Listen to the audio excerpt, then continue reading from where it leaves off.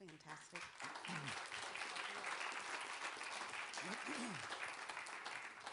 Merci, Jean-Guillaume.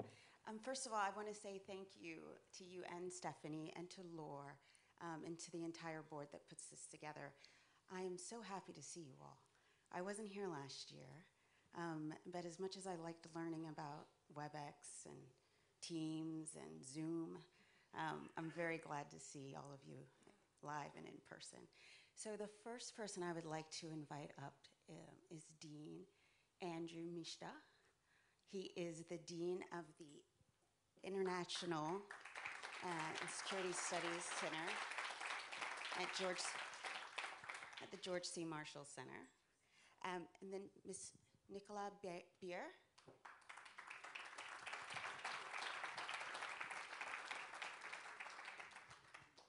And Ms. Beer is the Vice President of the European Parliament. And next, Francois Xavier Balloni. All right. Who's both a teacher and a member of the European Parliament. And then Matthew Bach-Cote.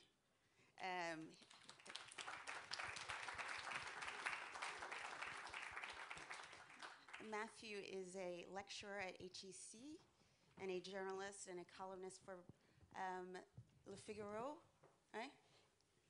And the Journal of Montreal. So with that, I wanted to get started. As many of you know, I'm a little partial to Marines. But I'm going to quote a Major General from the Army, which I think is very apropos given our location. Major General Fox Connor. And General Connor is credited with mentoring an entire generation of generals that fought World War II, including Eisenhower and General George Marshall. And he had 3 tenets that he taught. And the first was, never fight unless you absolutely have to. Never fight alone. And never fight for long. And so it's in that framework that I'd like for each of you, we want this to be a conversation and then we'll invite you all to join it. But I'd like to pose the first question to you, Nicola. What is the West ready to fight for at this point in history? What are the values you represent? You're a member of Parliament. What are our populations ready to fight for? Thank you first for inviting me. I'm really happy to be here. I'm thinking that the West is really ready to fight for its freedoms. The values as human rights, the sovereignty of the people and countries. So that here also it's for us very important to support Ukraine as they are standing not only for their sovereignty and their freedom, but also for the whole values European countries are representing. And they are in the core of our European family of the Western Alliance. And so I think it was very important for the first time that we were very quick, so united, that we took really hard decisions, also for some of the member states, but that the packages for sanctions are really strict and firm, that we support Ukraine not only by financial measures, but also by weapons, and that the status as candidate is now a really important signal, not only for the Ukrainian people, but also against Putin.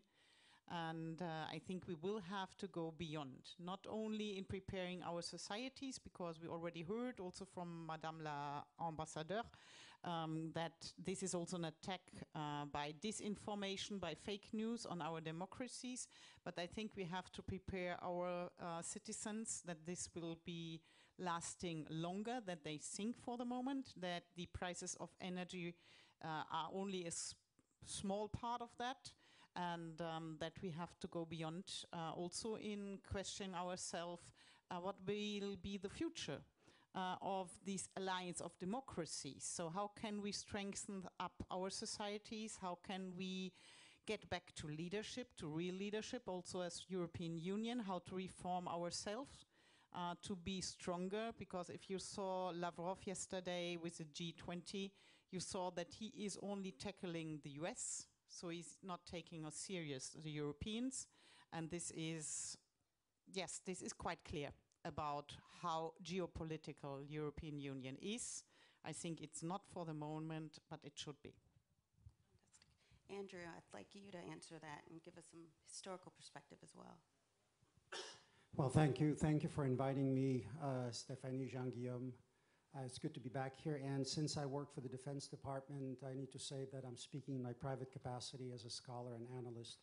And what I have to say does not reflect the policy or position of the Marshall Center or the Defense Department of the US government. I would answer this question directly. I think we are in the process of discovering what it is that we're willing to stand up for, and that is directly tied to the risk level we're willing to take. If you look at the development since Ukraine was invaded, I mean, three things are clear to me. We want, as the West, to preserve Ukrainian sovereignty and independence, and we're contributing to that. Just yesterday, we had another announcement of $400 million drawdown from the US stocks to support the ammunition needs, weapons, HIMARS, and whatnot for Ukraine. I think the second point that we're willing to fight for is to preserve our unity, I think, as the West. And we have, I think, accomplished a significant victory here in that even with the initial hesitation, we have aligned politically as an alliance. We're politically together on this. But when I say we are in the process of debating what we're willing to really fight for, is that in that political unity, there is also a very different appetite for risk-taking.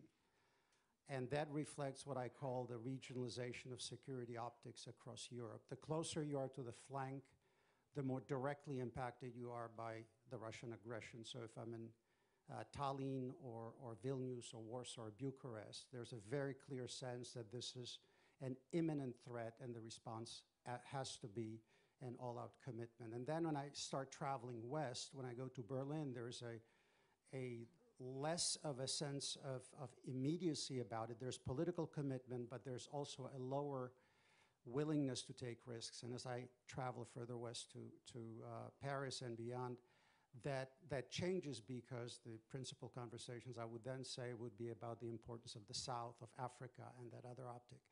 So I think we're at this inflection point for the West, where we're trying to align what we say with what we do, the politics of our unity with the level of commitment that we are willing to put up front. And I think this will be one of the principal drivers of how this debate unfolds going forward.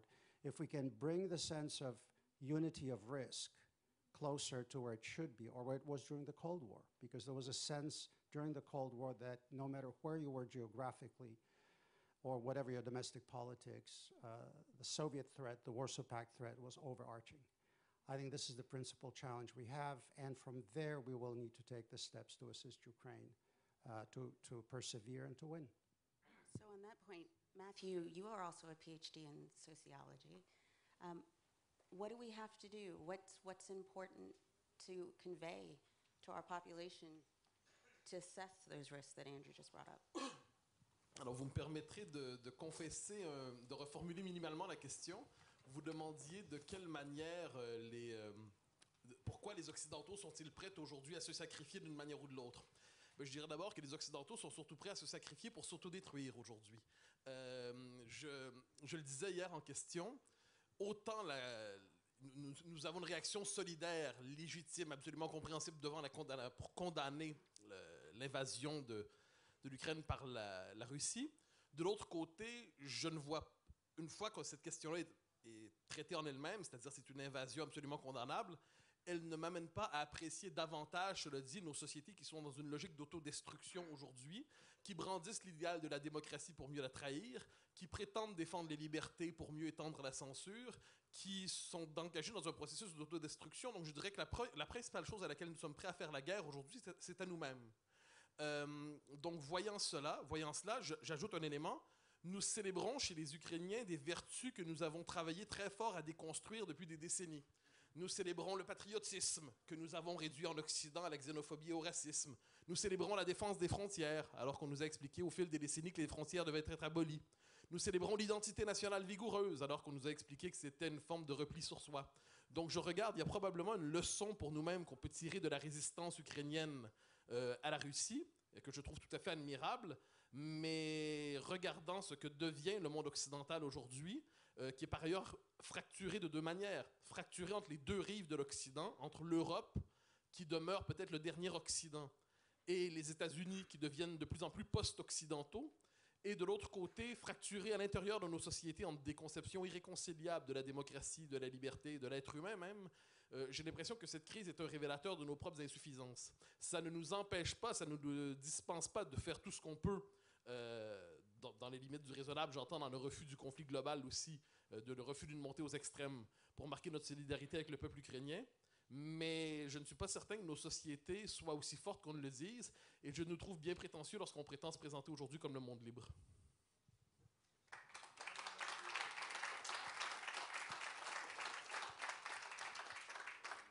So, Francois, I'd love for you to chime in on that as well.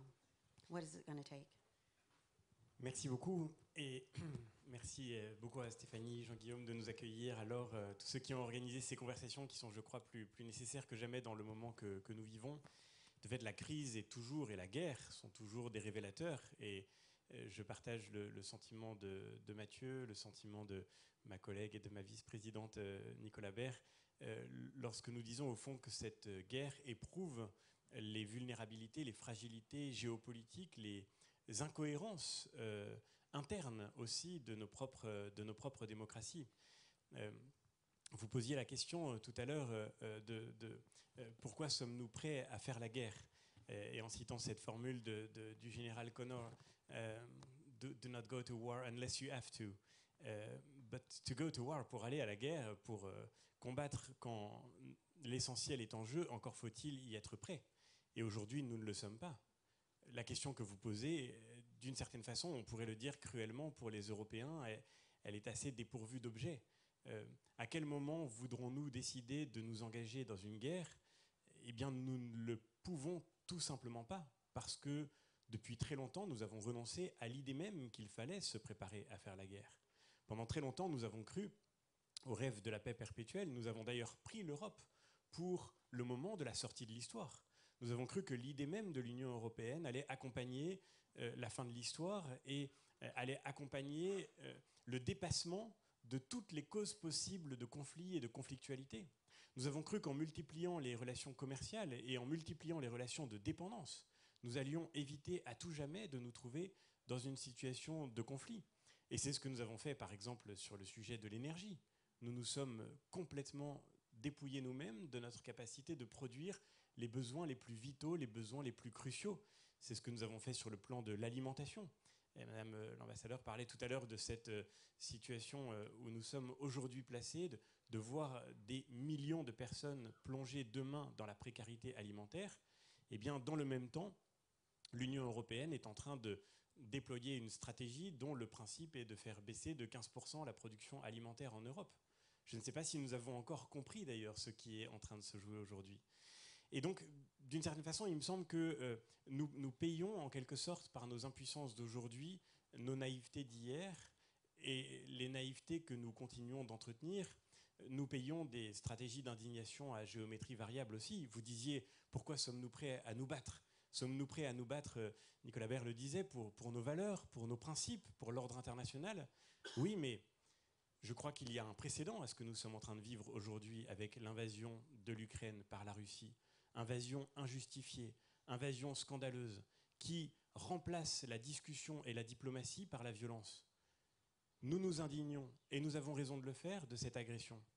Mais qu'est-ce que l'Europe a dit lorsque l'Azerbaïdjan, soutenu par la Turquie, il y a 2 ans, a attaqué l'Arménie, alors même qu'un processus diplomatique était en cours sur le règlement d'un désaccord territorial, lorsque l'Azerbaïdjan, soutenu par la 2e armée de l'OTAN, est entré en Arménie, a déclenché une guerre, a renversé la table des négociations, a fait plusieurs milliers de morts, a violé toutes les règles du droit international, y compris dans le droit de la guerre, en utilisant des bombes à sous-munitions, en recourant à des mercenaires djihadistes. Qu'est-ce que l'Union européenne a fait ? Elle a envoyé la présidente de la Commission et le président du Conseil à Ankara rencontrer M. Erdogan. Et tout ce qui a indigné les Européens, c'est qu'il manquait un fauteuil pour Mme von der Leyen. À ce moment-là, nous nous inquiétions très peu de l'ordre international fondé sur des règles. Et donc je crois qu'il faut regarder avec lucidité les incohérences du passé, non pas pour battre notre coulpe inutilement, je ne suis pas un apôtre de la repentance, mais parce qu'on ne peut reconstruire des réponses fortes et concrètes, parce qu'on ne peut maintenir la paix durablement que si nous tirons les enseignements de notre faiblesse passée, pour pouvoir, pour le dire autrement en répondant à votre question, pour pouvoir appliquer la sagesse de cette devise du général Connor, pour pouvoir ne faire la guerre que lorsqu'on y est contraint, encore faut-il être prêt à faire la guerre et retrouver le sens de cette maxime historique. Si tu veux préparer la paix, alors il faut d'abord être prêt à défendre les principes fondamentaux qui nous lient et qui nous lient parce qu'ils nous obligent aussi dans des situations de crise.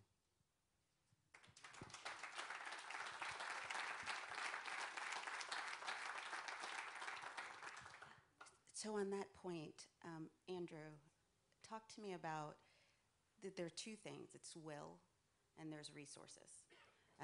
The second tenet is never fight alone. So what is the will versus the resources with respect to Ukraine? Well, again, as I said, I think the will depends on where you're located on the map. I'm sorry I'm being that direct, but the farther away you are from the actual point of contact, the more ambiguity you get in terms of how far Europe should go in supporting this fight. But the second fundamental issue is just the hard resources, munitions, ammunition, stocks, supplies. And the sad truth is, I would argue, that for the last 30 years, Europe has de facto disarmed, reducing the sizes of the military, the amount of stocks that are being kept, and the military budgets, defense budgets in some of the largest countries. I mean, I live in Germany right now, so I watch this up close, have been driven largely by sheer numerical concerns, not by building, the imperative to build real exercised military capabilities.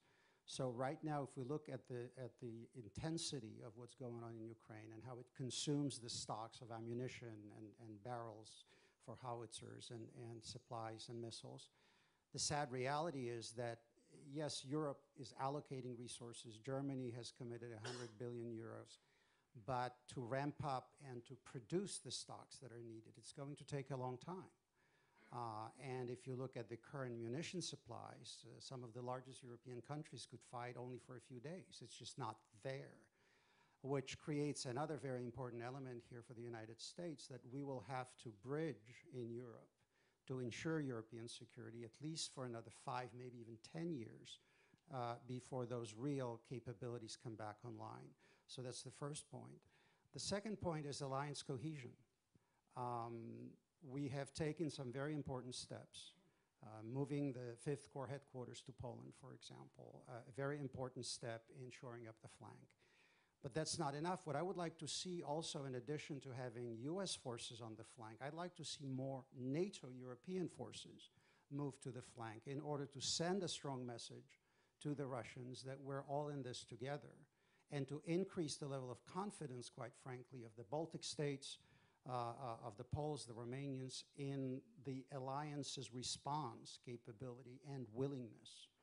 Because quite often when I travel across the region, I hear that, yes, if we're attacked, will there be an alliance-wide response, or will this be an allied response, a coalition of the countries that are willing to respond, and that others may not be as eager to step in? So the question of political will that ties to what I said at the very beginning, threat perceptions and the willingness to take risk.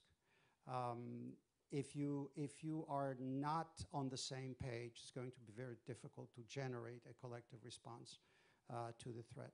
And final point I want to make on this, when it comes to where the alliance will be going forward, I'm struck by maybe, it's not the lack of courage, but it's the lack of imagination of what Europe could look like, and is already changing in that direction, by the way. Finland and Sweden joining NATO, it changes dramatically the relative balance of power along the flank. It not only extends the NATO frontier and complicates Putin's planning and operations, but if Ukraine survives and if you add the resources, both military and economic, from Scandinavia, from essentially the whole intermarium between the Baltic and the Black Sea, you're looking at about 130 million people, some of the fastest growing economies, rich resources of Ukraine.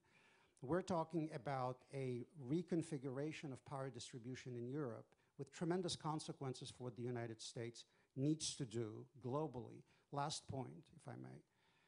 This war is so important and the alliance response is so important because over the last several years, the Chinese and the Russians, and you saw yesterday with the Chinese spokesperson here who was repeating these propaganda points about China, that the Chinese and the Russians have created a two-front crisis for the United States. Essentially, one in Eastern Europe and one in the Indo-Pacific. And that's at the time when we're formatted for one major theater and one smaller operation. What the Ukrainians are doing through their persistence with our support, critical support from the West, is they're undoing that trap. They're in effect grinding down the Russian military, making it impossible for Putin to blackmail Europe in the event of a crisis in the Indo-Pacific. And that is something that's doesn't seem to get through in the policy debates, that we should understand what a seminal development this is. I would argue what's going on in Ukraine is something that happens every 4 or 5 generations. And we should have the imagination and the political will to seize this, and fully support it, especially at a time when, in effect, NATO can be behind Ukraine, but NATO is not fighting this campaign on NATO territory per se, and it's not fighting with NATO troops. It's weapons, money, and political will. Thanks.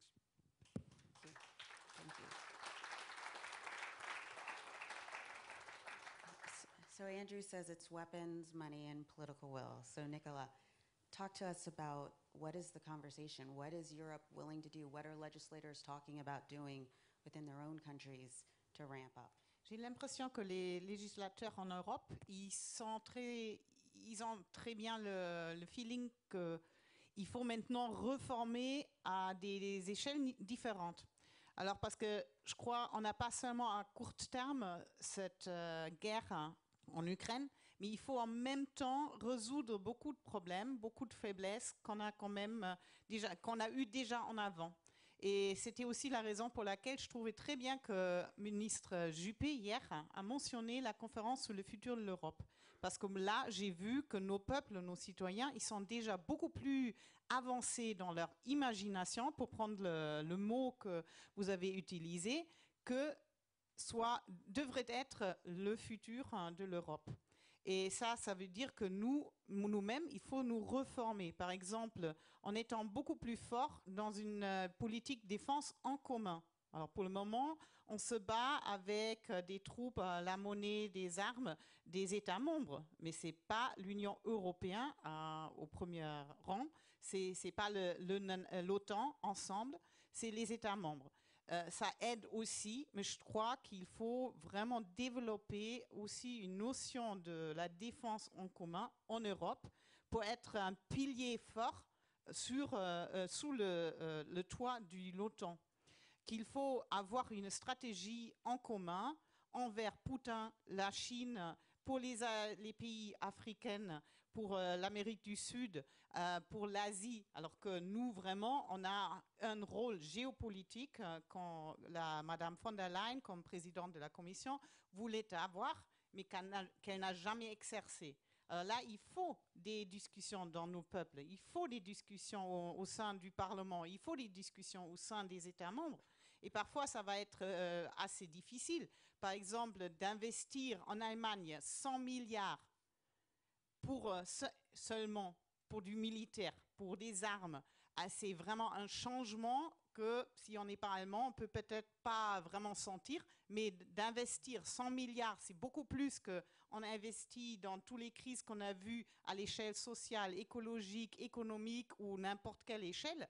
Alors là, ça fait pour un pays qui a aimé de ne pas avoir une armée, de ne pas parler de la nécessité de la sécurité aussi à cette échelle, que ça a vraiment changé. Et je vois comment ça change les discussions entre les citoyens. Et je trouve que ça, c'est important. C'est important pour être plus fort. Et pour savoir qu'il faut se préparer en avance et se préparer aussi pour l'élargissement, pas seulement de l'Ukraine, mais aussi du Balkan de l'Ouest, et de voir comment on peut, nous, être beaucoup plus capables vraiment d'avoir cet élargissement dans un consentement de l'Est et l'Ouest, parce que là, il y a encore des différents points de vue entre les États membres, mais ça nous affaiblit. Alors là, il faut vraiment prendre aussi cette occasion de devenir plus fort pour une union qui va dépasser ces différences de points de vue entre les États membres. Et je crois que ça va aider aussi l'alliance de toutes les démocraties, ça va aider aussi l'OTAN, et il faut aussi avoir des stratégies pour convaincre, par exemple, les pays BRICS qu'on ne peut pas rester entre les deux systèmes, qu'il faut se décider pour une page. Et j'espère que ça va être la page des démocraties et de l'alliance des démocraties.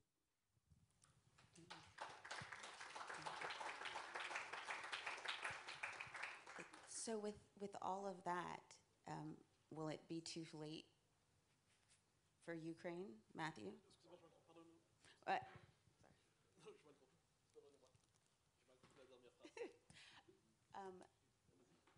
Given that there are so many, a problem.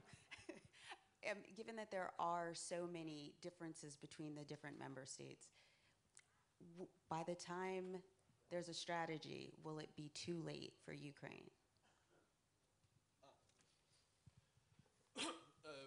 Je pense qu'il y a deux rythmes, c'est-à-dire si l'objectif est véritablement de consolider politiquement l'Europe occidentale et plus largement l'Europe, c'est un projet auquel on n'est pas nécessairement obligé d'adhérer, qui va se déployer bien au-delà de la présente guerre en Ukraine. Ça me paraît tout à fait évident. C'est-à-dire la guerre en Ukraine a son propre rythme et elle durerait 1 an, 2 ans, 3 ans. L'idée de reconstituer politiquement, en fait de constituer politiquement l'Europe pour en faire une force je dirais, à prétention impériale, en quelque sorte, c'est un projet qui s'étale dans le temps beaucoup plus durablement.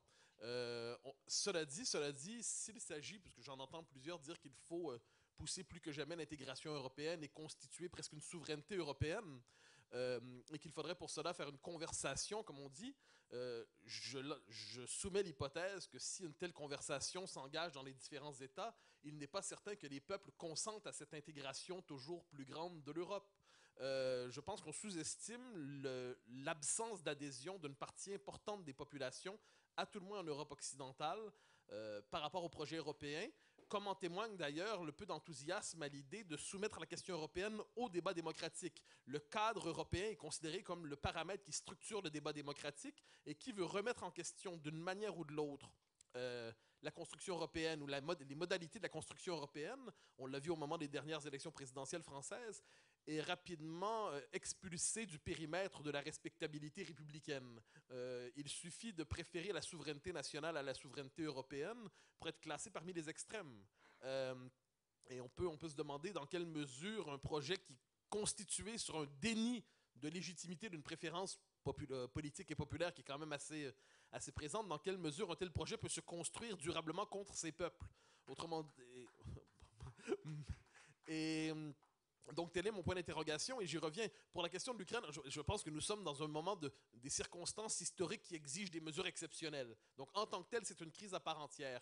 Mais prendre au prétexte de la question ukrainienne pour justifier un approfondissement institutionnel, quasi fédéraliste de la construction européenne avec tout ce que ça représente, je pense que c'est prendre prétexte d'une crise pour pousser un agenda qui relève d'une autre logique. Et c'est normal, notez bien, tout le monde dans l'histoire utilise toujours les crises pour pousser son propre agenda politique. C'est normal, en 2003, les États-Unis l'ont fait pour l'Irak, ça, il n'y a pas de souci. Mais cela dit, dans les temps qui sont les nôtres, autant la solidarité avec l'Ukraine, je le redis, me semble urgente et pour cela des moyens considérables qui ne vont pas jusqu'à la montée aux extrêmes me semblent plus que légitimes mais nécessaires, autant que je n'utiliserai pas le prétexte européen pardonnez-moi, le prétexte ukrainien pour justifier, encore une fois, une forme de fuite en avant dans la construction européenne. J'ajouterai un dernier élément. qui me semble important, qui me semble pas négligeable du tout en fait, c'est quand on parle d'alliance des démocraties. Je comprends l'idée, mais nous ne vivons plus à l'époque de la guerre froide. Nous ne vivons plus à l'époque de la guerre froide, et je suis persuadé que dans le monde occidental aujourd'hui, nous ne serions pas capables de parvenir à une définition minimalement partagée de ce qu'est la démocratie. Dire, la référence à la souveraineté populaire aujourd'hui est assimilée au populisme. La référence à la liberté d'expression est souvent assimilée, une définition maximaliste de la liberté d'expression est souvent assimilée à des propos qui viendraient troubler l'ordre social et la concorde civique.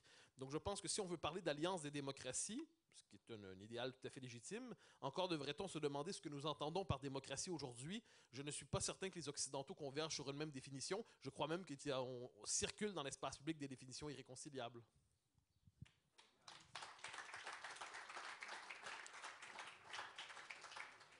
Nicola, you wanted to respond. Oui, parce que je trouve que de surmonter ces faiblesses, c'est pas sous le prétexte de la guerre en Ukraine. Parce que nous, on a vu déjà beaucoup plus en avant qu'on a des faiblesses. La conférence du futur de sur le futur de l'Europe, ça a daté 1 an en avant. Alors là, la guerre en Ukraine, c'était pas encore la réalité. Je crois qu'on est assez tard pour résoudre ces problèmes. On a vu beaucoup de crises qui n'étaient jamais résolues, mais qui juste ont suivi l'une crise l'autre, qu'ils ont surposé tous les problèmes. Et je trouve très très bien que l'Europe, que l'Union maintenant met les mains à tous ces problèmes et essaie vraiment de résoudre. Et c'était déjà en avant. Je trouve que la guerre en Ukraine, ça a juste encore donné beaucoup plus de lumière sur ces problèmes qu'il faut résoudre. Alors là, peut-être que c'est beaucoup plus urgent. On voit ça avec la guerre en Ukraine. Je trouve aussi pas qu'il y a cet concept que soit on est européen, soit on a les peuples nationaux, parce que je trouve ça va très très bien ensemble. Peut-être pour quelqu'un qui vit plutôt dans un monde français où il y a beaucoup de centralisation, c'est pas si facile à vivre. Mais par exemple, comme étant allemande, où on a un État fédéral, alors moi, je peux être soit en même temps qu'allemande et européenne, ça me pose aucun problème. Et moi, je trouve qu'un cadre beaucoup plus fort européen, dans les échelles où on est plus fort ensemble que seul dans les États membres, par exemple à l'échelle de la défense, à l'échelle des politiques étrangères, ça, c'est pas contre les États membres, c'est plutôt pour les renforcer, pour être tous ensemble avec les 4,5 millions de personnes, citoyens dans cette union, qu'on est plus fort ensemble et qu'il faut avoir le bien équilibre. Mais c'était ça exactement la question dans la conférence. C'était pas sous le prétexte de l'ère en Ukraine, c'était pas parce qu'on veut plus des États membres et de la souveraineté nationale, mais je crois qu'il faut dans les temps qu'on a maintenant, après tous les changements qu'on a vus, il faut un nouveau équilibre, parce que sinon, on va être faible et ça ne va pas aider ni la démocratie, ni le futur de l'Europe ou ailleurs.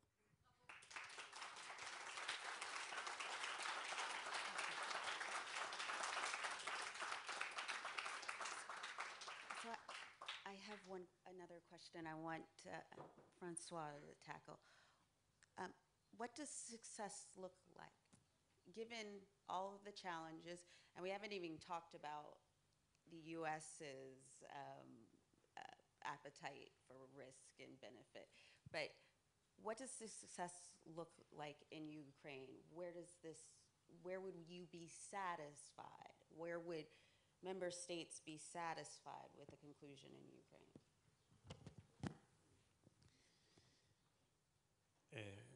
C'est une question d'autant plus compliquée que Gaïd Minassian a publié un livre récemment qui s'appelle Les chemins de la victoire et qui étudie, c'était en 2020, mais c'est d'une très grande actualité, qui étudie le fait que les guerres sont devenues interminables aujourd'hui. Aucune guerre ne s'est réellement terminée dans le dernier demi-siècle, à quelques exceptions près, par une véritable conclusion qui mettrait les deux parties autour d'une même table. Donc cette question est immense. Je dirais que pour nous, comme comme Européens, en un sens, avec ce qui importe à l'héritage européen, à la civilisation européenne, le principe de dignité humaine, le principe de souveraineté politique, de souveraineté démocratique pour nous, eh bien, il est clair que l'issue la plus favorable serait celle dans laquelle le peuple ukrainien retrouve sa capacité à décider de son destin. Mais je veux dire, pour revenir à la conversation qui était juste avant cette question, c'est aussi, en effet, je partage ce que disait Mathieu tout à l'heure, quelque chose qui peut nous éclairer sur ce qui anime les citoyens dans nos propres pays, la volonté de pouvoir maîtriser leur propre destin. Et je pense que pour l'Union européenne, le succès, pour reprendre les termes de votre question, serait de rendre aux citoyens de nos pays la capacité plus grande encore de maîtriser leur destin, c'est-à-dire de rendre nos démocraties plus souveraines qu'elles ne le seraient sans les institutions européennes. Et non pas de prétendre remplacer nos démocraties. Et je crois que c'est vraiment un sujet majeur. Et il me semble que dans la conversation qu'on a aujourd'hui, il y a une sorte de malentendu possible. Oui, il est très clair que l'Allemagne est une fédération. Mais je ne crois pas qu'on puisse regarder l'Europe comme une Allemagne en plus grand. Et il me semble que quelque chose, par exemple, unit tous les Allemands, qui est ne serait-ce que la langue allemande, une culture commune, des références communes. Prenons un exemple tout simple. On parle de renforcer nos capacités de défense. Moi, je crois que l'Union européenne devrait nous aider à être plus souverains en matière de défense. Mais je ne crois pas du tout que ce soit en construisant une armée européenne. Pourquoi ? Eh bien, d'abord parce que nous n'appelons tout simplement pas armée la même chose. Quand l'Allemagne décide d'une opération militaire, il faut pour cela que son Parlement lui donne un mandat précis qui précise dans quelles conditions les forces auront le droit d'ouvrir le feu dans tel ou tel contexte. En France, le président de la République, dans son bureau, seul peut décider de déclencher une opération militaire. Cela crée, et c'est tout à fait normal, parce que c'est notre histoire, parce que c'est nos cultures, parce que c'est la singularité de nos références, cela crée un rapport à la chose militaire qui est radicalement différente. Demain, si nous créions une armée européenne, est-ce qu'elle parlerait allemand ou français ? Est-ce qu'elle serait construite sur un modèle ou sur un autre ? Moi, je crois à la coopération militaire entre nos pays. J'ai été il y a une semaine en Roumanie, j'ai été visiter les soldats français qui, au centre de la Roumanie, sont en train de construire, précisément dans le cadre de la crise ukrainienne, de construire une base militaire avancée avec les forces roumaines, avec des forces néerlandaises, avec des forces belges. Et évidemment, cette coopération est indispensable.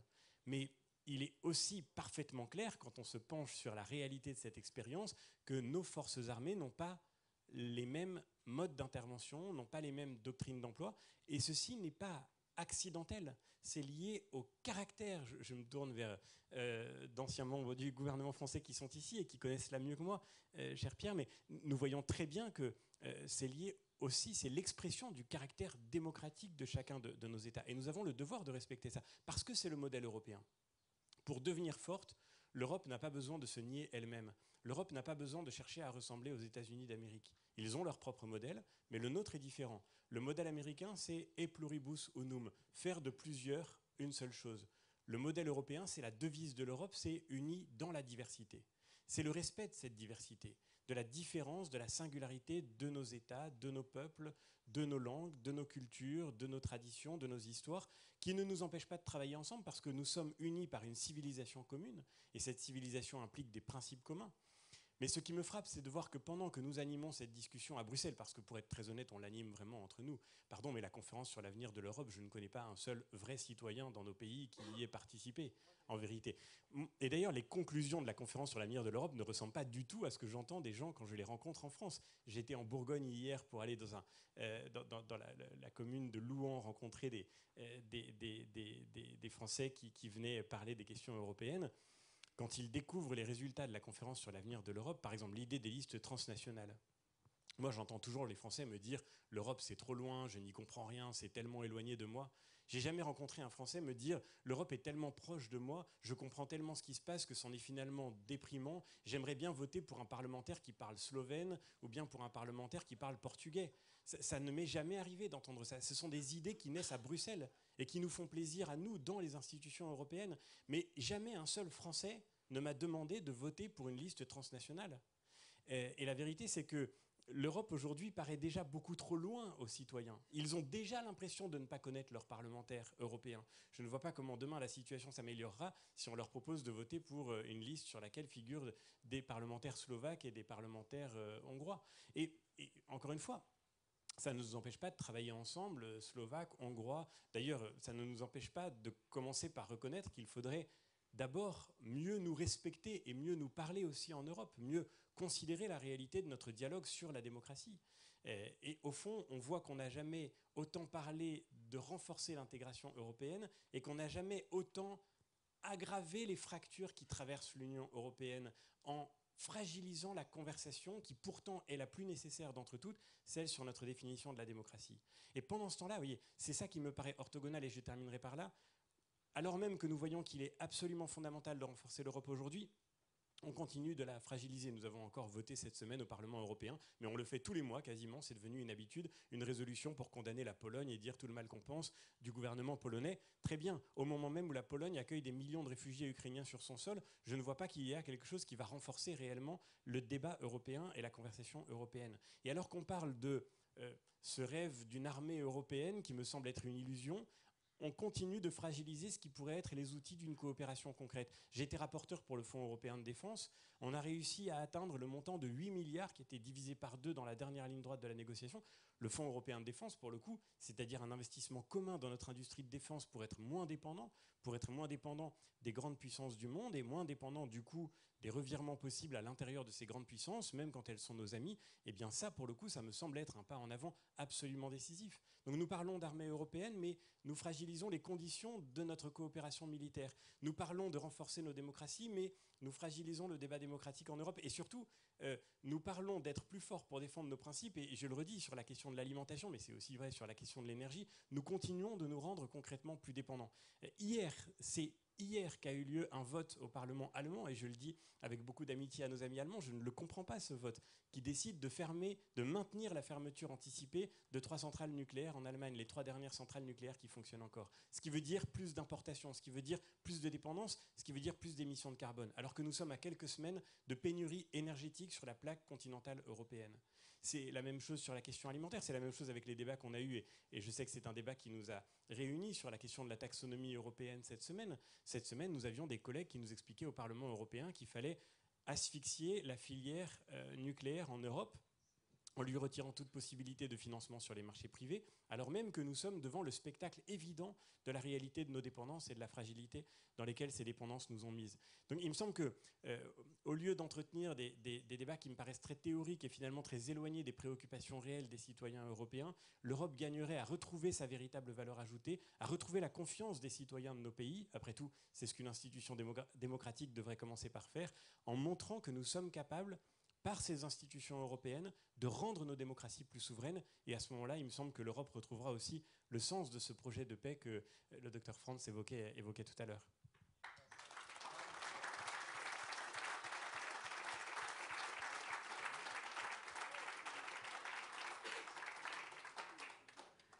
So, Andrew, I saw you biting at the bit. Tell us. Yeah, thank you. And I just wanted to make kind of a maybe slightly different comment. This is my second tour in Germany. The title of the panel is Western Democracies' Responses to the War. And I see the discussion becoming ever more about us and ourselves. And I've got this uncanny feeling, that the train has left the station and our European friends are standing on the platform arguing if the cars are arranged in the proper order. This is not a rocket... This is not a rocket science type problem. We are under threat by a country whose economy is 1/4 of German economy alone. That's the first point. We're looking at a continent of, I don't know what the current number is, over 500 million people, wealthy as it has never been. And that continent is having a problem providing enough ammunition and enough weapons to a country that's fighting for its survival, because it lacks, and I'm going to be very blunt, because it lacks the political will to commit to what needs to be done. Case in point. Remember when we agreed on the 2% GDP on defense, right? And then it became a never-ending negotiation. 1.53%, is that good enough? Are we at 1.4.8? I frankly don't care. I think this became a political football because if you spend 2% of your GDP, about 80% of that, of your defense budget goes to personnel, and there are countries that are like that within the alliance, then it is meaningless. What I'd like for the European allies to commit is each country fields specific exercise capabilities. We can plug it all into a common operational plan, and we can create a force that can actually deter and respond if needed. Let's start talking again, that would be my plea, not about, strategic autonomy, federalism versus non-federalism. These are all important issues, but there are internal conversations within the EU.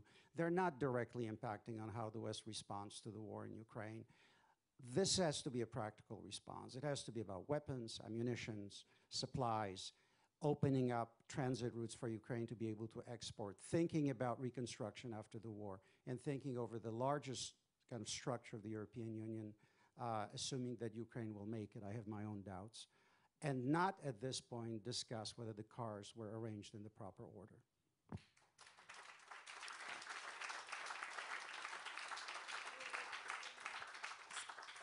So with that, I'm going to open the conversation up to you all. So right up front, Laura, I'll give you the first question.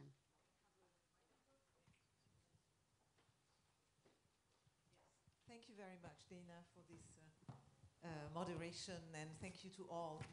It's been fascinating listening to you, and I wanted to make actually 3 points. The first one, I think we should actually also discuss at some point, and it's a question to you, Dana, or to you, Andrew, about the US appetite for this risk-taking and for war, because I think there is a very strong debate in the US and not at all a united front on what has to be done, and I think it sort of echoes what is going on in Europe. The second point I want to make is that I'm listening to you, and indeed it seems I do agree with Mathieu and François Xavier about the fact that why do we have to and Andrew also mentioned that in a way, why do we have to go into the question of European sovereignty and the construction of Europe and what should be done in this reform, etc., to decide to rearm our nations?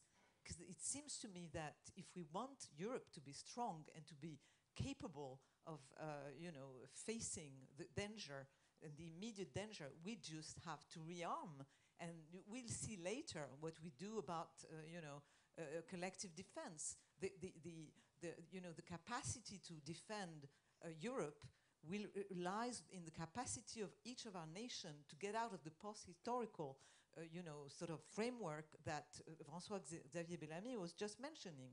So that's the second point. And the third point is a question to you, actually, dear Nicolas Beer. It's what I want to hear from you is to what extent, according to you, is there willingness and adhesion inside Germany to this absolute strategic revolution that has been announced? Because there was a decision that was taken, as I understand, the political leadership about what you mentioned, this 100 billion euros to construct a total different military, and you were saying, that's not what we wanted to do, we Germans. So is this now something which is shared and supported by the population, which I think is the absolute key question? So, Andrew, why don't you take the first question about America's will? Well, I think it differs across. Let me first look at our government.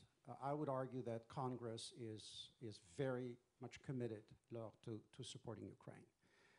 It doesn't happen every day that the administration goes to Congress with 30-some billion and it gets 40 billion back. Now, what was added to the bill, we can debate this, but in my interactions, and I spoke recently to a congressional group with both senators and representatives, the sense of determination, persistence, anger with what Putin has done, I think that's very strong. And my impression also is that even with the midterms likely changing, the majority in the House, maybe even in the Senate, I think that will remain. The real risk is the economic picture in the country. And I think this is also true in Europe. People tend to look at their bread and butter issues, and also over time, the kind of war fatigue sets in every country. And so that brings me to a point that it will be incumbent, I think, on the administration and on European governments to articulate why this is important in a way that percolates down to the dinner table conversation, that it's not just an elite discussion or people, you know, in meetings like this. The second thing is, I think Europe needs to have a conversation, and this goes to the question about Germany, because I'm not as sure how solid this Zeitenwende is, and to what extent the coalition partners within the German government are on the same page on this. And you see this in the decisions that Chancellor Scholz is making. Clearly, the Greens are very tough on Russia. The Liberals are very tough on Russia. SPD is waffling back and forth a little bit. And Scholz made the decision to deliver the speech on the 27th in the Bundestag at a time when he didn't have what every government in Germany needs to have, is 100 days to kind of consolidate, work things through. It was a very rapid decision. And you see the results of this. You see kind of a bit of back and forth on these issues, both in terms of supplying weapons and whatnot. The third thing is, yeah, 100 billion euros, that's wonderful. How do you spend it? If your industry doesn't have the capacity to ramp up quickly, if you look at the time leads on making ammunition, what Rheinmetall can deliver, what other organizations and companies can deliver, you see a sea change in Germany's approach. They were not going to even include the F-35 in their competition for the 5th generation aircraft. They're buying the F-35. They're buying heavy helicopters from the United States. This is very important because PESCO, CARD, you know, and all of that was intended to emphasize European manufacturing capabilities. So there is a sense of urgency, which I think is very, very commendable. Let me make the larger point. I have relatives in Tennessee who have a wonderful saying: if you find yourself in a hole, stop digging. So energy policy in Europe and the last 30 years, and unfortunately this is on Germany, so to a large extent, when I see not just the repudiation of the 30 years of Germany's Russia policy, but really this is struggling with the entire strategic culture in Germany. How Germany has dealt with Russia basically since the 1970s in terms of trying to establish some balance between connectivity, deterrence, management, political, economic means. I frankly feel a lot of sympathy for the kind of debates that I see now raging in Germany about that. But what am I driving at? The problem is not Russia per se as a state. The problem is the Russian military. And the fact that on the one hand you have a disarmed Europe, on the other hand you have a relatively modernized military that the leader of that country is willing to use. And that every single time he used it, every single time he used military power, he got a geopolitical win, right? He invaded Georgia in 2008. There was virtually no reaction in any meaningful sense. He got Nord Stream 1. He invaded Ukraine in 2014. He got Nord Stream 2. He invaded Syria and butchered the people over there. He's a great player in the Middle East all of a sudden. So my point is, the energy policy, the growing dependence on Russia, the kind of unwillingness to do the decent thing, which was, you know, if you see violence unleashed on European territory, even on the periphery, it's not enough to just say, oh, isn't that terrible, and go back to the business as usual. So there needs to be, I think, a very fundamental rethinking of what the first principles are. And that first principle is very simple. You cannot have energy policy disconnected from national security priorities the way it has been. This is insane. I mean, 2014, Germany was about 35% dependent on Russian gas. It's now twice that. I was talking to Tom Ilka here yesterday. I think Germany still has 3 nuclear reactors that are supposed to be shut down. If you look at the energy deficits that you see, and I would bet that Putin will cut off gas to Europe come winter. This is almost a certainty. Why would you be continuing to shut down these power stations? And at the same time, incidentally, buying electricity from our French friends who have humming nuclear reactors just across the border. And by the way, why is natural gas considered clean and a gateway to renewables? And coal isn't, when it's basically maybe 30, 40% cleaner in terms of, and it depends on also what you're getting and from whom. In other words, I think the fundamental issue is to understand that national security is the irreducible function of any state, that if you cannot provide for the security and defense of your country, you lose the capacity to define what your political system will be, what your economic system will be. And if you are not willing to invest into this, I'll conclude on a Russian officer saying to me, he said, if you don't want to feed your own army, you're going to feed somebody else's.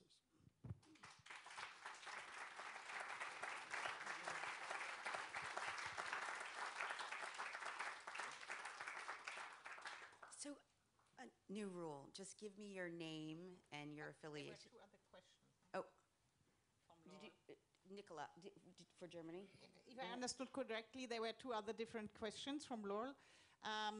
Just to make it maybe a little bit shorter, the first question is why we need sovereignty also on the European level. I think, especially in the defense question, it is visible and crucial, because if you only have, as in the last years, a sort of summing up of different defense policies and also different army policies, from procurement up to education, then you will not have the same impact of what you are investing than when you are coordinating this also with the capacities and capabilities you need in a common European army. We saw that we were our defenses were double so high, for example, than Russians, but the capacity, the impact we had was only half or less of those from the Russians. So I think really now not only to depend in the several member states, but to have an idea and vision where we have to go to. And I mean, we will not have the European army next year, maybe not end of this century, end of this decennial. But I think we need this common vision. So to get a common procurement, that I do not see helicopters which are cannot used by French or Germans, because the German helicopter is the rotor in this direction and the French is in the other direction, so I cannot exchange the pilots on the helicopters. I think we need really to think this and to invest what we are now giving in a better way, which serves the better purpose. And the second question, yes, I think that the German society is behind. I see that German society, the citizens are developing quite quicker than parts of the government. I mean, we were really fighting very hard together with the Greens as liberals to get these steps. We were calling for the 2% for a longer time, not only now after the war in Ukraine.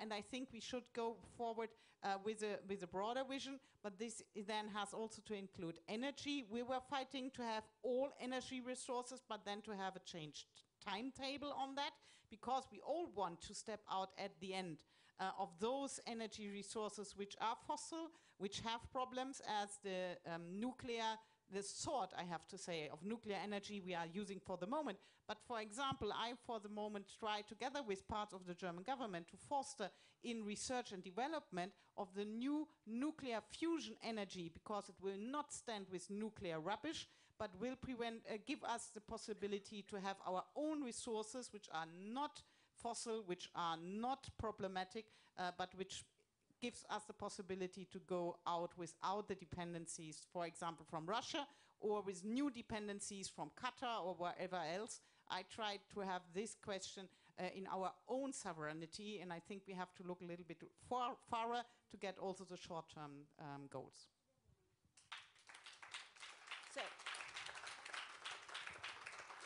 So Pierre, give us your name and affiliation. Merci beaucoup Dana, et bravo à nos panélistes. C'était une conversation très, très passionnante. Deux, trois choses. Un, je comprends l'impatience de Andrew sur nos discussions de boutiquiers sur la façon de faire ou pas l'Europe de la défense, mais malheureusement, c'est une des explications du désarmement général de l'Europe.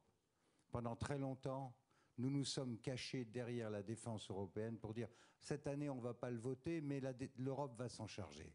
J'ai fait tellement de discours à l'Assemblée nationale pour jamais avoir un sou pour notre défense. Donc, la France aussi a désarmé, de façon scandaleuse. Et je remercie François-Xavier et Mathieu d'avoir dit les choses. Cette crise continue de révéler des jeux internes dans les institutions qui sont complètement destructeurs.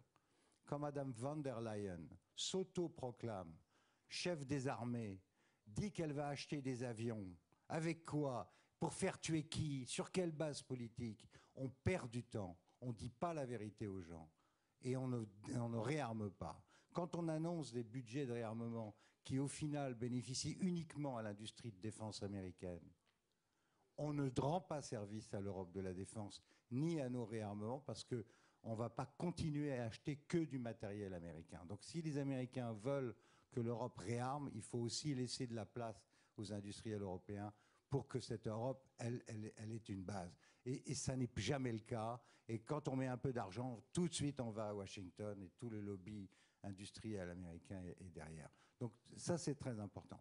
Deuxième remarque, sur un point très juste qu'a soulevé tout à l'heure François-Xavier, la guerre du Haut-Karabakh. Nous avons deux empires qui nous posent problème en Europe. L'un s'appelle la Russie, l'autre s'appelle la Turquie. Théoriquement, la Turquie est membre de l'OTAN. L'ennui, c'est qu'elle organise un trafic régulier de migrants sur la Grèce et sur la Méditerranée, qu'elle envoie ses bateaux de guerre menacer la Grèce et même nous-mêmes, en réclamant des zones, par exemple, de gaz ou de pétrole en Méditerranée, et naturellement, nous fermons les yeux. Donc, il est temps, moi je suis à fond pour que l'Europe se réveille, mais pas en se trompant de sujet. Quand on vend de la souveraineté européenne, quand on vend une commission en charge de la défense en Europe, on est en train de rien faire. Je vous mets au défi de me dire quels sont. La guerre a commencé depuis 6 mois, 5-6 mois. Nous sommes en juillet. Les budgets de défense doivent venir là, maintenant.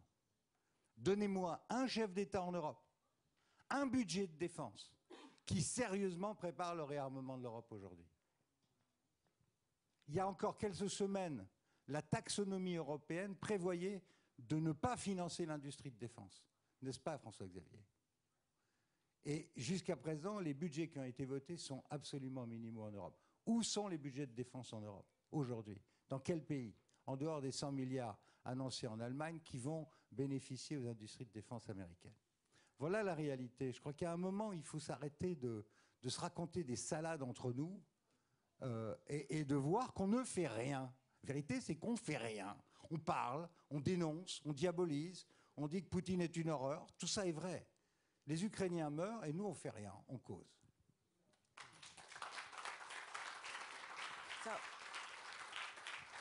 So I'm not sure there was an actual question in that, but Francois, why don't you, do you want to respond? Non, oui, je pense que je suis totalement d'accord avec Pierre sur ce point que j'évoquais tout à l'heure. Il y a un décalage gigantesque entre la réalité de notre conversation européenne et les illusions qui l'habitent, et puis la réalité de ce qu'il faudrait faire dans l'urgence. Ce que je disais tout à l'heure, mais je ne vais pas y revenir, on parle d'armée européenne, et simultanément, on divise par 2 le Fonds européen de défense qui était déjà tout petit. 13 milliards d'euros, on arrive à 8 milliards d'euros, alors que les Américains mettent chaque année, je crois, 300 milliards de dollars sur leur industrie de défense. On est tout juste capable de mettre 8 milliards d'euros sur la table. Et pendant ce temps-là, on parle d'armée européenne. Et je pense qu'on se fait plaisir, c'est ce que je disais tout à l'heure, on se fait plaisir avec des grands concepts qui me semblent très éloignés de la réalité, et on ne fait pas ce qui pourtant est devant nous. Et je suis professeur de philosophie de métier, donc je suis très éloigné de ces considérations industrielles, mais tout ceci me rappelle ce qu'Épictète disait: si tu prends un rôle qui n'est pas le tien, non seulement tu le joues mal, mais en plus tu ne joues pas celui que tu aurais dû jouer. Et je pense que c'est le double effet qui habite l'Europe aujourd'hui. Sur la question de l'armée européenne, je comprends ce que vous dites. Si on intègre mieux les systèmes de défense, si on a une armée commune, on aura plus d'impact. Alors, la question c'est, est-ce qu'il faudrait dans ce cas une armée otanienne ? Moi, je crois que la coopération militaire n'empêche pas d'avoir de l'impact, n'empêche pas d'avoir de l'effet. En revanche, je ne crois pas un instant que nous aurons demain une seule armée pour toute l'Europe, et je pense que ça n'est même pas souhaitable, parce que l'armée, c'est, vous le disiez à l'instant, la dimension régalienne la plus absolue du pouvoir politique, c'est la capacité à assurer la sécurité de nos États, c'est l'expression démocratique la plus fondamentale, et il me semble qu'il faut respecter le fait que l'Union européenne est une union de démocratie plurielle, et que chacune d'entre elles peut avoir aussi un regard géopolitique différent sur le reste du monde. Pierre parlait de la question de la Turquie. Entre nos amis allemands et nous, il y a évidemment une relation totalement différente à la question de la Turquie. Si la Turquie demain envahit la Grèce, après tout la Turquie est bien en train d'occuper le nord de Chypre depuis plusieurs décennies dans la passivité totale des Européens, alors que c'est un État membre souverain de l'Union européenne. Si la Turquie devait, comme elle est en train de s'y préparer maintenant par des exercices militaires explicites, envahir des îles grecques, qu'est-ce qu'on fera si nous ne sommes pas d'accord avec nos amis allemands sur la marche à suivre? Si on a un porte-avions européen, on fait quoi? On enverra la moitié du porte-avions et l'autre moitié reste à quai. La vérité, c'est que nous n'avons pas, et il faut l'assumer, nous ne sommes pas une seule démocratie, nous avons des regards différents aussi sur, vous parliez de l'importance de la géographie, elle est fondamentale, l'importance de l'histoire aussi, l'importance de nos intérêts géopolitiques et géostratégiques, et donc tout cela fait qu'il est tout à fait normal qu'il y ait et essentiel et décisif que les principes européens qui nous lient soient l'occasion d'une coopération de plus en plus forte et que justement nous travaillons dès aujourd'hui sur ce qui concrètement peut être fait pour pouvoir nous permettre par exemple de nous réarmer, mais aussi de reconstruire notre autonomie énergétique, de reconstruire notre autonomie alimentaire. Tout cela, c'est des sujets fondamentaux qui sont pour les semaines qui viennent, plutôt que de rêver d'utopies qui n'existent pas et qui n'existeront jamais et qui contribuent paradoxalement à notre fragilité et au discrédit de l'idéal européen lui-même dans les esprits de nos concitoyens. Okay, so I have lots of questions, so I ask you to actually ask a question. So Mr. Zunz in the back. Oh, no, sorry. Considering everything we've heard yesterday about the threat, the danger, the urgency of the situation, why is it that we don't think of this Ukrainian crisis as an incredible opportunity for Europe to change? And of course, nobody's thinking that Europe ought to replace independent sovereignties. Everything you just said about the autonomy of the different countries is critical to the continuance of Europe. But this crisis may very well achieve what European bureaucracy never achieved for years. And I think once we start thinking of it as opportunity, we may open up conceptual doors. That's all I want to say. Thank you. Thank you. Okay, I'd love to get a student, since we're talking about money and the future, and that's your money and your future. So, right here, in the blue. Merci beaucoup. Je suis désolé, je vais revenir sur le sujet de l'armée européenne. Alors tout d'abord, pour répondre à Mathieu Bock-Côté, sur le soutien des populations, il faut juste savoir qu'en France, par exemple, il y a un sondage qui a été fait, 70% de la population soutient l'idée d'une création d'une armée européenne. Ça monte jusqu'à 79% en Pologne. Maintenant, je rejoins M. Bellamy, bien sûr, je suis totalement d'accord sur le fait que l'idée d'une armée européenne est complètement illusoire, vous l'avez dit. Il y a des différences de culture stratégique énormes, enfin, des différences institutionnelles. Mais dans le même temps, donc, on construit des capacités militaires européennes, et ma question, c'est de savoir pourquoi.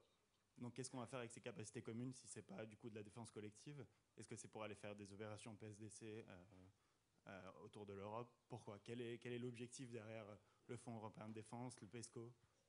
Voilà ma question. And Nicolas and Matthew, you want to? Oui, bon, on fait une brève réponse sur les quelques observations. D'abord, monsieur qui dit pourquoi ne pas voir dans la crise ukrainienne une formidable opportunité pour pousser plus loin la construction européenne.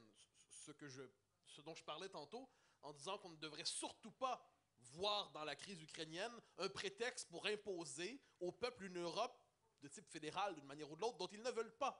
On ne doit jamais sous-estimer la chose suivante, c'est que si l'idée d'une constitution politique de la civilisation européenne est légitime, et tous s'y engagent avec raison, tous ne veulent pas d'une Europe plus intégrée.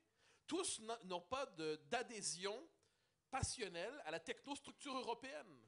Tous ne se reconnaissent pas, les peuples européens ne reconnaissent pas nécessairement une légitimité supérieure à la technostructure européenne, qui considère que quel que soit le problème, les routes sont mal construites, la Lune ne tourne pas correctement, il faut toujours plus d'Europe. Hein, ça va mal aujourd'hui, j'ai le rhume, plus d'Europe. J'ai plus le rhume, plus d'Europe.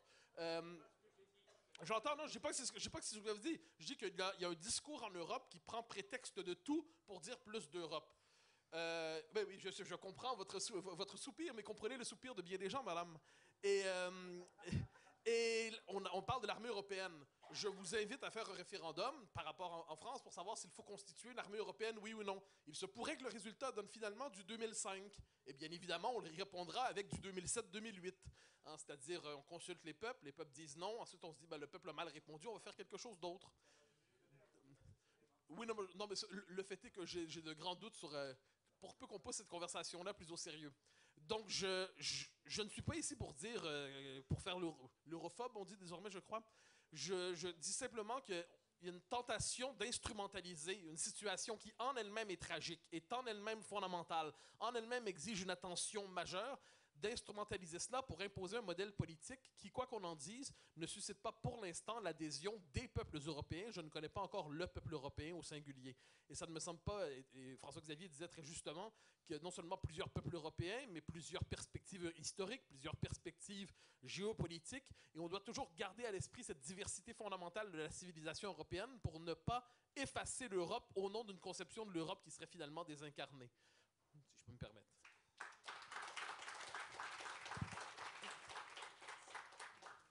So, Nicola, I feel like perhaps it's been distorted what you've said a little bit. Yes, I think, I mean, for some of these populist debates, you can have this contradiction in between peuple et Europe. But this is not the question. What we had to discuss, and I think the moment we should have discussed it already, was the decision in Great Britain about the Brexit, why the club is not fit for purpose, why the club is not fit for future. And this is the question here. I do not think that 27 states, without any common planning for a European defense, will better invest than when we are cooperating and planning together on the European level. But I do not need a planning for our streets or for the lights in the street. This is the problem. For the moment, European level has not the competences it's needed, while in those fields where we all together are stronger than any member states on its own. But we have a lot of competences and we interfere in the lack of other competences in detailed question politics on the ground. So I see a lot of decisions in every plenary we have about questions I would even not decide in German Bundestag, but in a region or in a city. And we have not the competences when it comes to cross-border health pandemic, when it comes to defense, when it comes to energy independency, when it comes to foreign affairs. And there, maybe it's a lack of imagination, but I see that in 20 years, we have to change that. If it's not only Lavrov will take not us off serious, but it will the whole world not taking Europe serious. Thank you.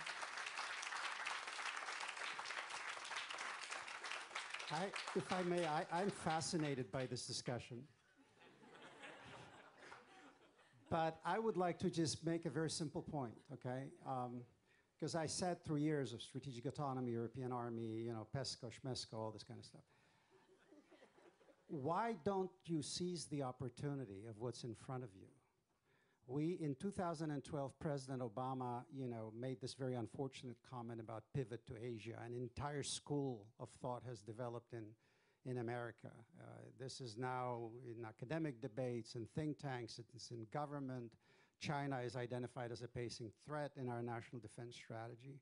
And then a war happens in Europe, and what do you see? Wars have a tendency to really show the vital interests, power distributions, and what matters. And all of a sudden, the United States, that was somehow pivoting to Asia, Europe, more distance, this and the other, is the first country to respond. We double the size of our deployments in Europe on a dime. We move the 5th Corps headquarters to Poland. We commit to weapons supplies on an unprecedented rate. And what does it tell you? It tells you, first of all, my favorite argument against my friend Bridge Colby is that, A, great powers don't pivot. Just ask the British. Great powers go on until the resources are no longer there, and we're nowhere near that place in history. Number two, we're a quintessentially naval power. We have the Navy written into our Constitution. Congress shall maintain the Navy. will raise the army, right? Too bad Navy guys, but you know, Army guys. But my point is, we are. If you look at our geography and our map, we must be anchored both in the Atlantic and the Pacific to continue to prosper the way we have. We're a continental island, kind of Great Britain on a massive scale. And we live in a uniquely secure neighborhood that allows us to project power, because to the north, we have a lot of threatening Canadians, a lot of very dangerous Mexicans, to the south, and a lot of water in both directions. I'm not making light of this. What I'm trying to say is that the United States has demonstrated that it is willing to support and commit, that NATO needs to be revitalized. We need alliances, we need allies, we need you, but you also need us. You know, NATO is, in my book, the best vehicle to provide for European security, because I do not see a single European power or a collection of states in Europe that could provide the nuclear deterrent that's needed, that could provide high-end enablers that are needed. And also, you should rather try to work to be more interoperable with the US forces than less. You should not be building walls between what our systems are doing, how they communicate, and what your systems are doing. Hardware needs to be interchangeable and compatible. You know, operational patterns, all of that makes us stronger, because alliances have this wonderful aspect to them. They multiply your sovereign defensive capability. And being in NATO gives you a unique ability to provide for your security and for our security at a much lower cost. Everybody wins. I'm not being Pollyannish about it. But I just think that continuing this discussion about European armies and what Europe should be doing at a time when NATO has reaffirmed its commitment to collective defense, not just collective security, collective defense. We're talking about deterrence by denial. We're increasing US deployments in Europe. We're asking our allies to do their part. And this should be seized as an opportunity. Let's have a conversation going forward, please, and not a conversation of, you know, about what we talked over the last 10 years. Thank you. One last question, please. One last question. Thanks. I haven't been over here. Sorry. Thank you. Thank you very much for this fascinating debate, and I really want to thank Andrew, because he's leading into the question I want to ask. I'm Anne-Elisabeth Mutai, write for the Telegraph in London, because you wanted affiliation.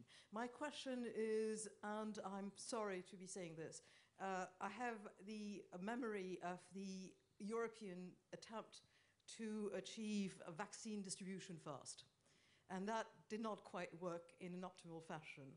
And the question I'm asking about making our armies, the way they stand, the way they've been equipped, how difficult is it, is really a technical question, to make them more interoperative? How easy, or how can you make lots of militaries think outside the box and see what they have right now on the field, in the ground, in their reserves, and the way they can make it to work now together? Because every doctrine leads to something that is not compatible with other armies, and I think that's the main problem. We start to worry about the fact that planes are being built in America, equipment is built in America. But I would like to know more from Andrew, it's not myself, but I would like to know how we can make something that's ad hoc enough that it can work.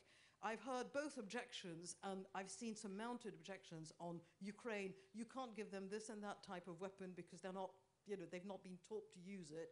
And the Ukrainians, from various reports, have been actually using it much faster and learning much faster than was possible. How can a system be made to sort of work together in a question of complete urgency rather than having conflicting procurement and military doctrines?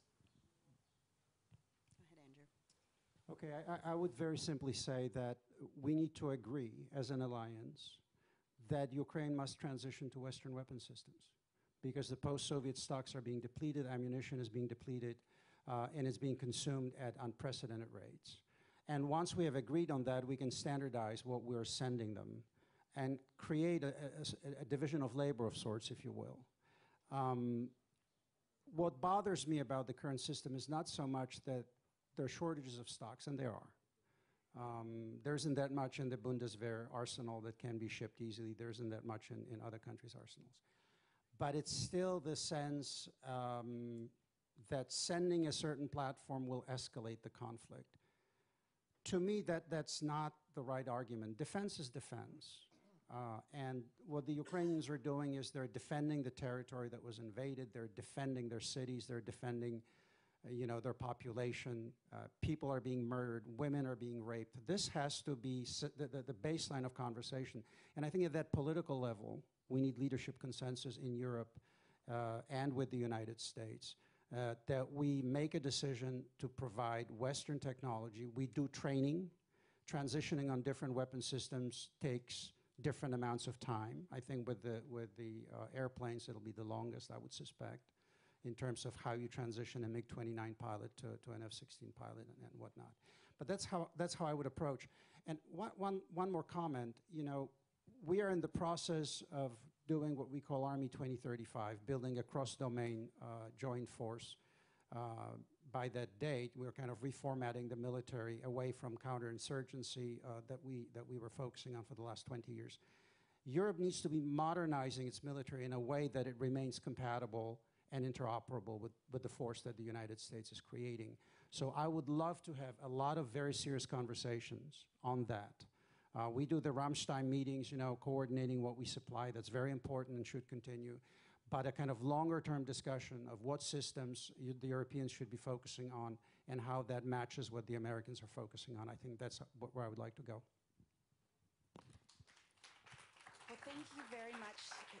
Thank you to all the panelists for a lively discussion. I think that is a perfect prelude to the next two guests you're going to hear from. So thank you all very much.